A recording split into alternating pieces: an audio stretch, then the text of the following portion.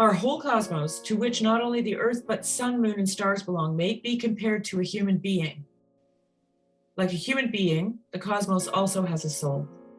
We see the body of the cosmos with our physical eyes, although we cannot survey it as a whole.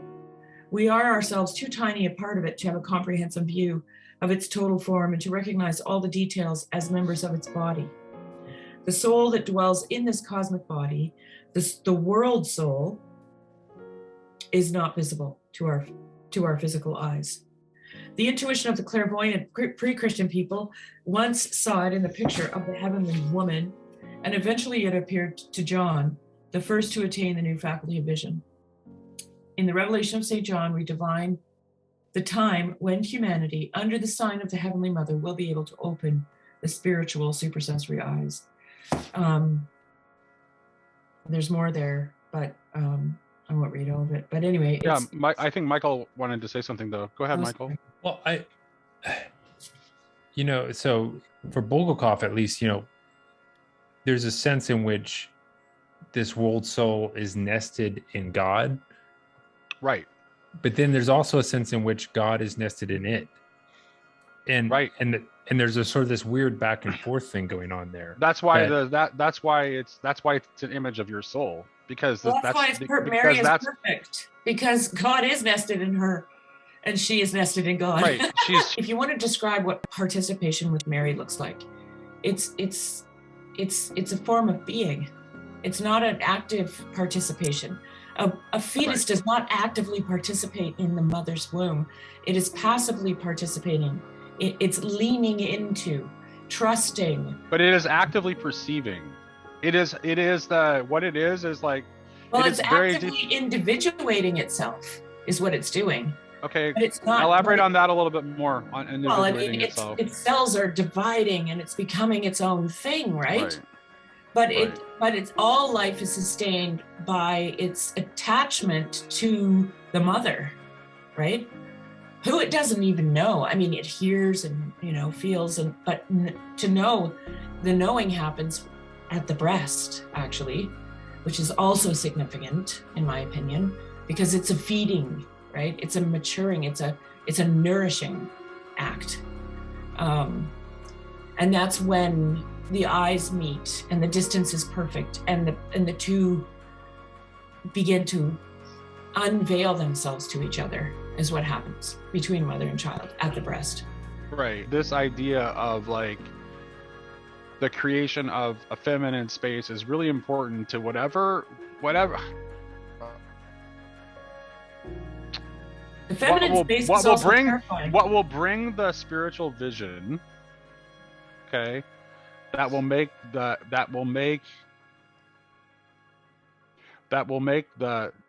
Perusia, or to use the Barfieldian term, let's say final participation, a possibility.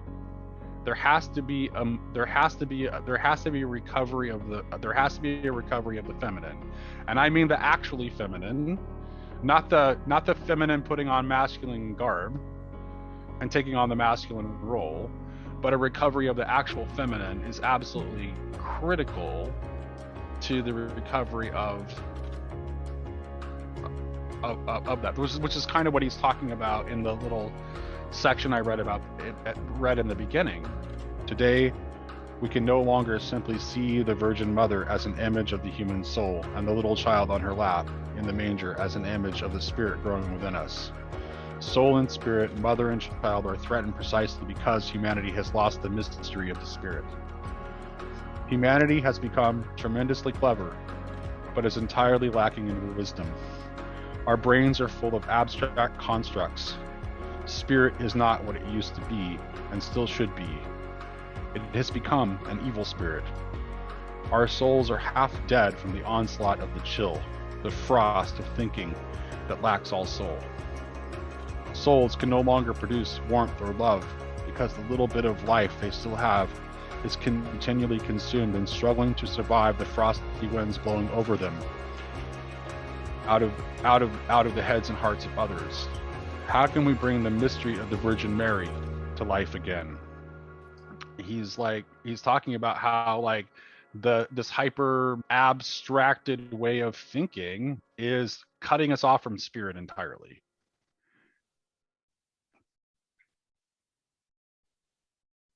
Yeah.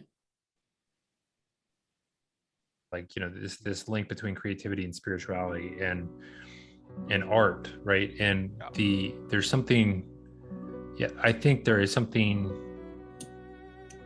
I was talking about this with Karen recently, where like there's something about art in the process of making that, doing it right, you have to enter into some sort of feminine role. And this used to be much more explicit, where you would say, it's the muse that you're kind of receiving this from, where we've kind of transitioned now to saying, we used to say somebody had a genius, now we say they are a genius. So it's there's this sort of movement that's happening, and I'm not going to say it's all bad, but it's like, no, in fact, Bach says that it was a necessary phase for us to go through, that we needed to go through this, like this phase of like masculine knowing being prioritized, like was a necessary step in our evolution. Like, so, but we're coming to the time now where it's metastasizing and becoming something that's really destructive. Well, now, I had this image this morning. We were talking on the general just briefly, and someone was talking about this dividedness, like about how the people think that it's just their brain that's making things happen, right? Feelings or whatever. And I had this image of this mobile, the mobiles you hang over babies' cribs, and the brain. The brain is the thing that the body, which is the mobile, is hanging off of. But it's like a mobile that has no life of its own. It's entertaining, and every now and then some wind blows it around, So it's just like this limp thing. It's just like at the mercy of whatever newfangled thing is blowing past it in order to the body or the brain? Animation. The body.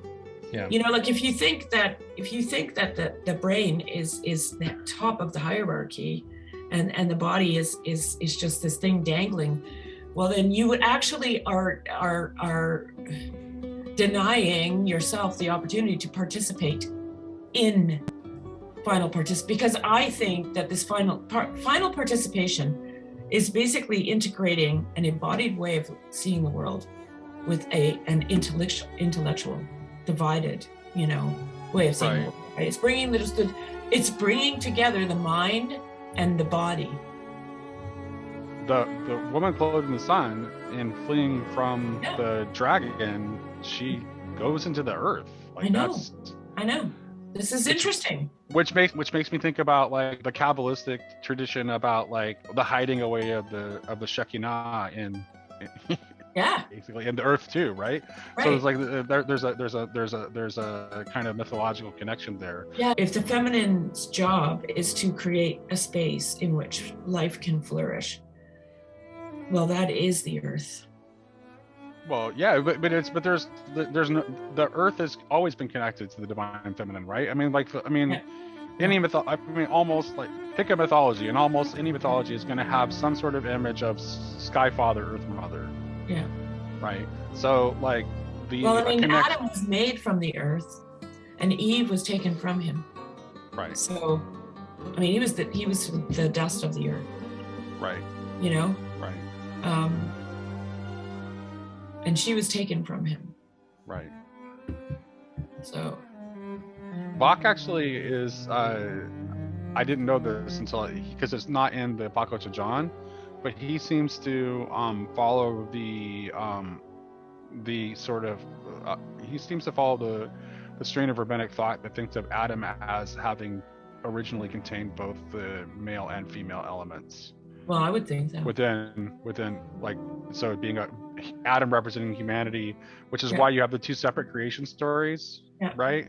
Where you have initially it's like humanity is created like male and female, but that's both contained within Adam, and then later like Eve is drawn out, so like the feminine is differentiated, but they used to be together. And somehow it's like, well, if you look at so there's something about, that's to me that's key, right? Because there seems to be a lot of intimation here, like in the different images we've been talking about and these different little threads, there seems to be like something about like whatever, like there seems to be some sort of integration of the masculine and feminine that is required in order for us to evolve to whatever's next in the process of. Am I totally crazy? No, you know that. Yeah, I mean that's what a marriage is. A marriage is a symbolic. It's continuously. And the two become one flesh. Right, representing that. It's the two coming back together. And this is, to me, this is also the left hemisphere. Which is representative of the union between heaven and earth, too. Left and right hemisphere, heaven and earth, all of that. I just want to say, what you're articulating for me is why I have these really big questions about our ability to have impacts on God. Because for me, it's the two becoming one affects both irrevocably. I'll be like, why did the bride imagery? Why all the weird mystical erotic imagery? I'm gonna mute because I got a dog bark. I think with the two becoming one flesh, both are changed forever in the process, and so that's always been a question mark for me about what ways is God accommodating that change, or what changes are happening within heaven. And I think there has to be something, because I think there's elements where we're feminine towards God, but then in other ways we become sort of masculine. And one of those ways, I think, is specifically around God. I think God asked the question, which frames the space of possibility of what do you want to be? And we answer what exactly that is.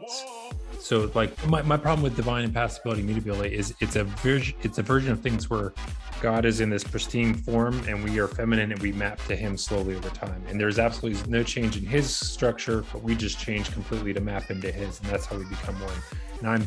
And what I'm positing, I think has to be true, is that both are happening. And I think that has to be true to some extent, because in some sense, only God is real. And so if the changes that we're undergoing aren't affected in God, they're not real. And in some sense, it's almost like we're in a simulation. To me, like the question you're asking, like is like, it's really important. Jess and Sherry were talking about this idea of withdrawal, where God actually kind of, we come to him, we're like, oh, tell me what to do, God, tell me the perfect thing. And he actually withdraws and says, what do you want? Who do you want to become? And I think in that withdrawal, it's not a complete vacuum, but what is left is this sort of feminine wisdom of God. And it does limit the possibilities that you can choose. And it makes sure that it kind of keeps us within a certain safety net of sorts. But it's almost like there's a sort of parchment paper there that we actually write something on that isn't just affected within us, but is affected within God as well. How can anything be real if it doesn't take place in God? Otherwise, what we're going through now, the life and death struggles that we endure on a daily basis, are a sort of a simulation. I think this is part of POS theology. I really do, because I think we need God firewalled from us because we have such a low view of ourselves. We, like Emma Bach says, like God chooses to trust man. I think this is a big hurdle. This is like something we have to get over. I mean, that's how I see it. I'm not saying I'm right, but the deeper version, I think, of the question you're asking is like, why does God need me? If I'm not bringing anything into this relationship, why do I even need to exist? Yeah, I think that you're right. It's like, well, what is our true value? Right. That's part of it. But I think like, I don't know. I think I don't know how creation can be good if it's just sort of this movie or this play act that gets replaced with the real thing eventually. I think what we're doing right now has to be integral to, it's the seed of the thing that comes next. It's not like some sort of like, rough I would draft. agree with that. I understand why for the Greeks it was an issue, right? To be divine you had to be perfect, you had to be unchanging, and there's all sorts of philosophical reasons. But yeah, once you emit emotions, there's change, there's development. The image of the fountain or the river come into play here, because like it's like, this is why I talk about thinking of the unmoved mover, not as being not unmoved as if it were some sort of unmovable object, right? Like the rock image is probably a bad image here. It's more like a river or a river or a fountain that is unmoved because of its motion and unchanging because of its motion.